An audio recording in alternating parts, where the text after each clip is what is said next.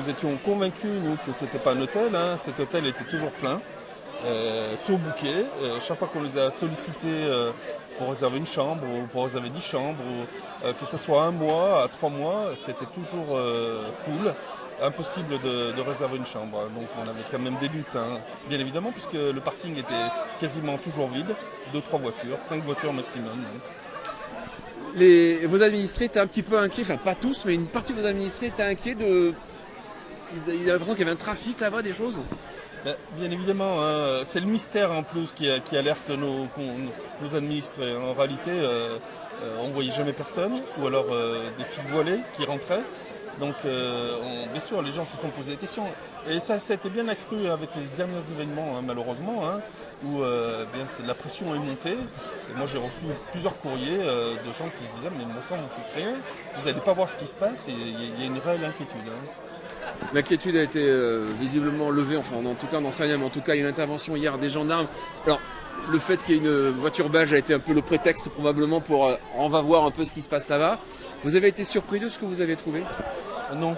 Oui, c'est vrai, la voiture belge, c'était le prétexte, ça fait longtemps dans mes échanges avec les gendarmes, on leur demandait d'aller voir. Cet assouplissement de la loi a permis justement d'aller voir ce qui se passait. Moi j'étais avec eux hier, donc j'ai vu cette perquisition. J'étais impressionné par la puissance de frappe de la gendarmerie. On n'a rien trouvé de particulier, il n'y avait pas d'armes, enfin en tout cas moi j'ai rien vu, pas d'armes, pas de stupéfiants et pas d'explosifs. Maintenant l'enquête va montrer justement ce qu'il y avait derrière cet hôtel. Manifestement c'est pas un hôtel. Vous pensez, qu'est-ce que a été saisi quand même des cahiers, vous pensez que c'était une école coranique, on peut le dire comme ça?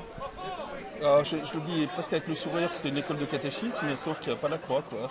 Parce que sur place, il y avait beaucoup de femmes et d'enfants, pas d'hommes pratiquement. Oui, il n'y avait que des femmes et des enfants, et plein de cahiers qui ressemblent à des cahiers de catéchisme sur l'histoire du prophète, en bande dessinée, des Corans.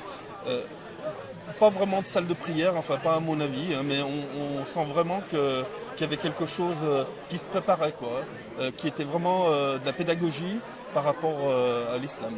Il y avait des bouquins islamiques. Dernière question, il y a eu contrôle de papier aussi, est-ce que ça avait l'air d'être en ordre ou dans le doute? Alors aujourd'hui, je n'ai pas le retour, puisque les gendarmes sont très organisés. Et là, c'est pour ça que je suis vraiment impressionné. Il y avait des gens qui étaient là spécialisés dans les papiers, les faux papiers. Et effectivement, ils ont trouvé des choses, mais l'enquête nous le révélera. Pour l'instant, je n'ai pas eu le retour. Parfait, très